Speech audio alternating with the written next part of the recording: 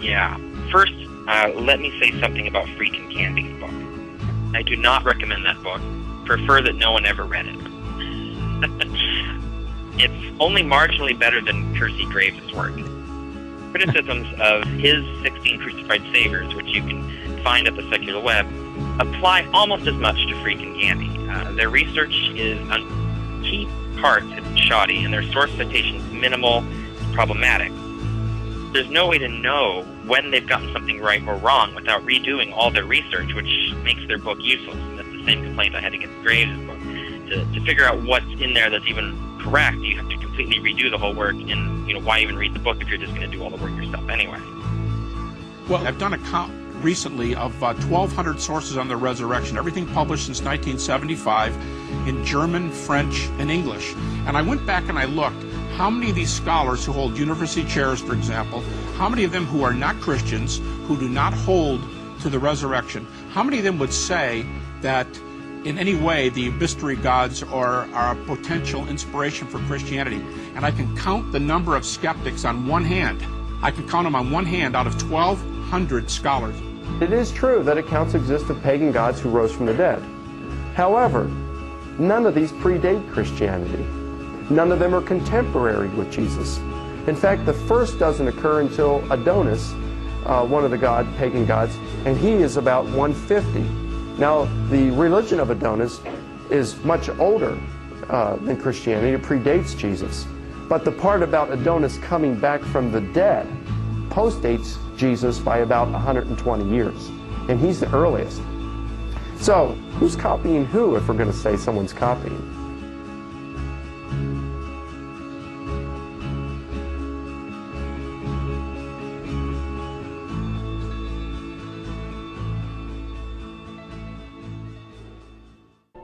The first section of the hit film Zeitgeist proposes a theory that many people have accepted without proper investigation. This theory is as follows. An ancient brotherhood assembled the Old and New Testament based on astrotheology and pagan myth. This theory purports that the historical Jesus didn't actually exist, but was an assemblage of pagan deities and astrological symbology. This film is going to thoroughly refute the theory and put it to rest once and for all. Before we begin though, you must realize that the Zeitgeist view is a real minority view. I contacted the noted scholar Mike Licona to get his conclusion on the belief Zeitgeist offers.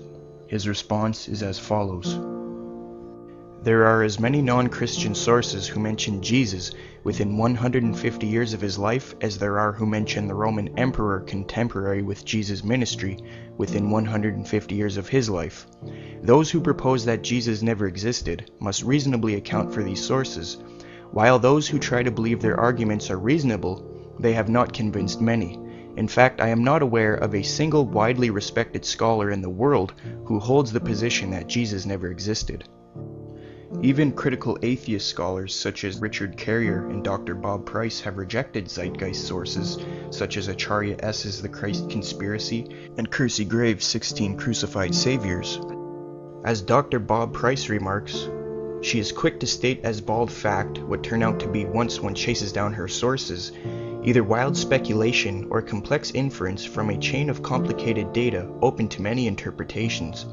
One of the most intriguing claims made repeatedly in these books is that among the mythical predecessors of Jesus as a crucified god were the Buddha, the blue-skinned Krishna, and Dionysus.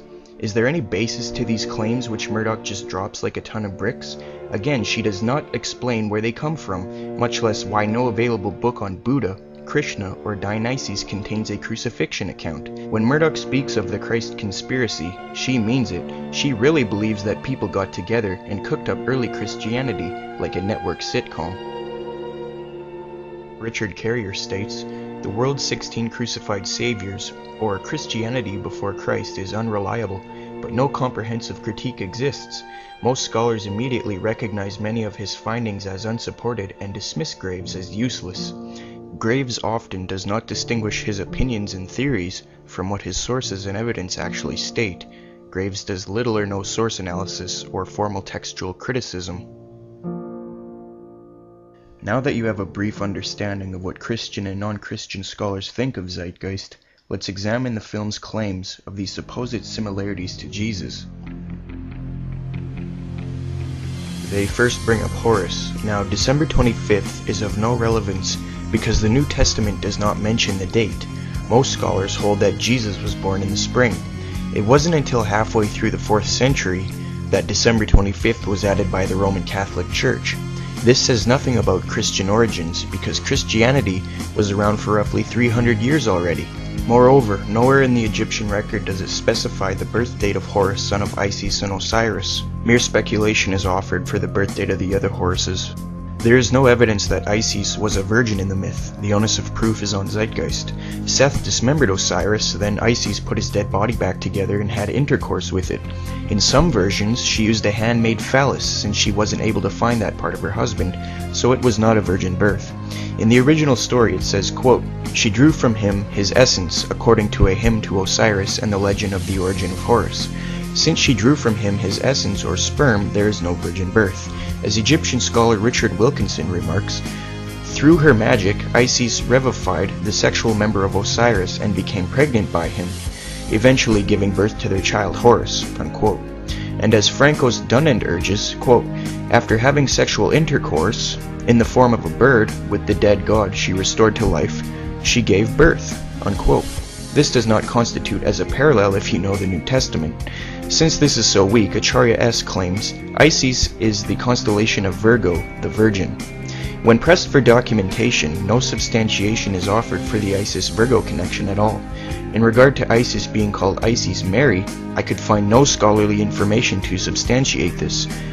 I went to Graves' work to see if that's what Acharya was referencing. Graves writes, "The Virgin with her God-begotten child, they are represented on the Hindu zodiac and on the ancient Egyptian planispheres," unquote. So in other words, Acharya assumes because Isis is Horus's mother, and because Virgo is in the zodiac, therefore Isis is a virgin. This is so dishonest and in no way makes Isis' name Isis Mary. Another alternative was raised in a dialogue I had with a Zeitgeist defender. He claimed her name was Mayurt in the Egyptian Book of the Dead.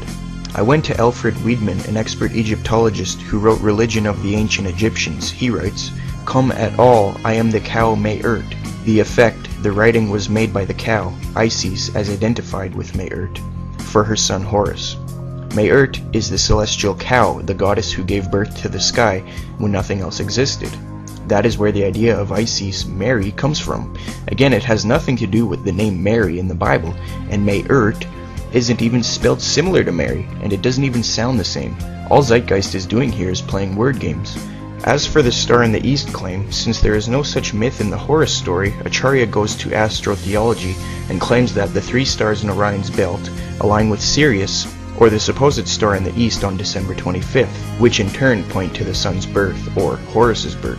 First, there is no evidence the ancient Egyptians interpreted the occurrence and assigned it to Horus's birth. Secondly, her thesis is false in that it is impossible for the sun to align with Sirius and the 3 stars in Orion on December 25th because they are not above the horizon at the same time. But even if she was right, and they all aligned on December 25th, and the Egyptian Horus story refers to this as an account of his birth, since the Bible says Jesus was born in the spring and doesn't number the wise men, it makes it irrelevant. There was a form of Horus the child, but there is no mention of Horus being a prodigal teacher in Massey's summary. Isis just hid Horus. The only time the age 12 is even relevant at all is that the child passes from adolescence to adulthood. There is no bibliographic data suggesting Horus began any sort of ministry at all, much less at the age of 30. As for baptism by Anup, the claim comes from the book Ancient Egypt, The Light of the World by Massey, page 795, which reads, "Look upon me, O ye great and mighty gods, who are foremost among the spirits of Anu. Let me be exalted in your presence. Lo, I come that I may purify this soul of mine in the most high degree. Let not the impediment which cometh from your mouth be issued against me.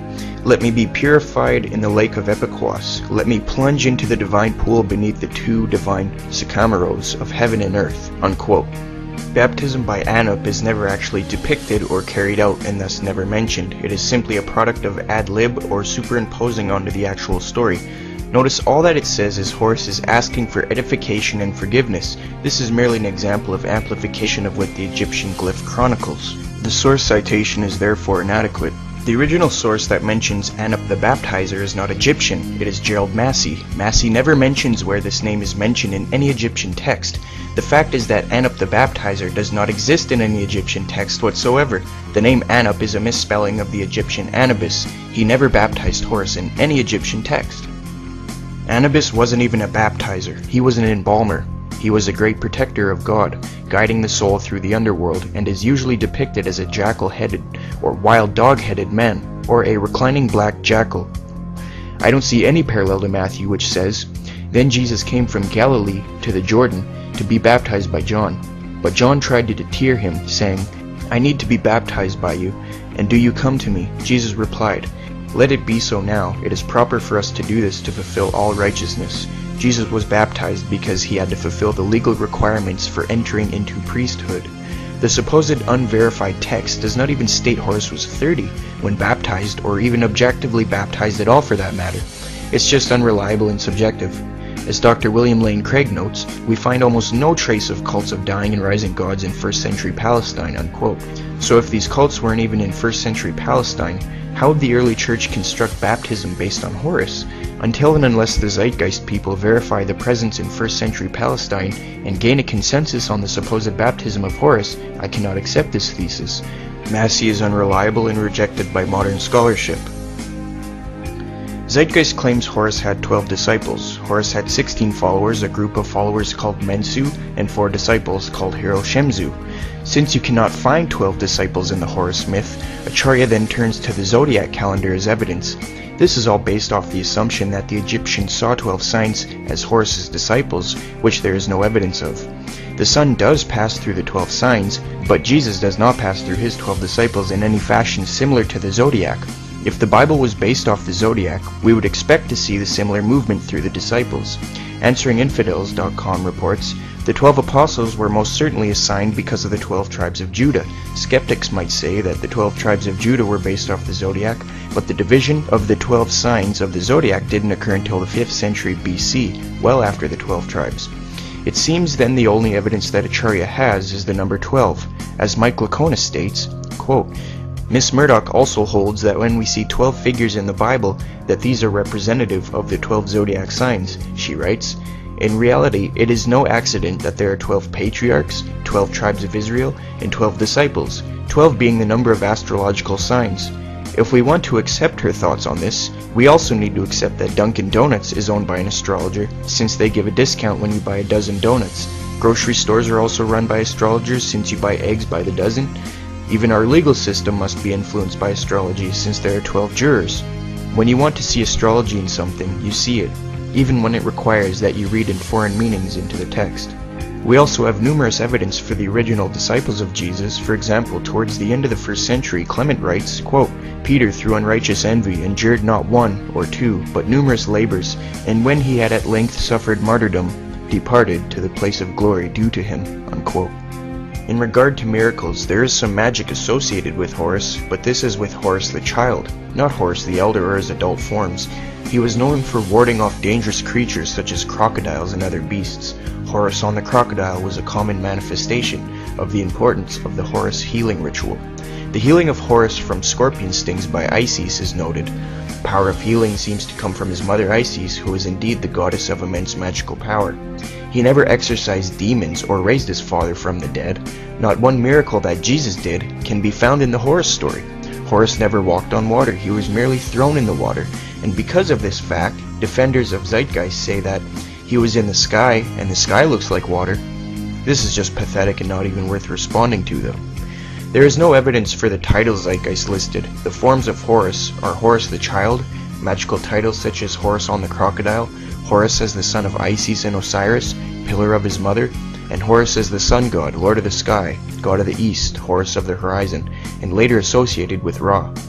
God's anointed son, the son of man, good shepherd and lamb of God, word made of flesh, and the word of truth, the way, the truth, and the light, and Messiah, are not recognized as Horus titles by any Egyptologist. Messiah seems suspicious since it is Hebrew in origin, and the title the Way, the Truth, and the Light does not even exist in the Bible. John 14 verse 6 says the way, the truth, and the life, not light. Since this title is not attributed to the Horus story, my hypothesis is that Zeitgeist or one of Zeitgeist's sources simply made it up, not knowing what John 14 verse 6 really said. Horus wasn't crucified, buried for 3 days, or resurrected. Horus had one of his eyes ripped out, but he was not killed. It was his father Osiris who was killed, dismembered, reconstructed, and revived by Isis, his magical mother. Horus was never crucified. There's an unofficial story in which he dies and is cast into pieces into the water, and then later fished out by a crocodile at Isis' request.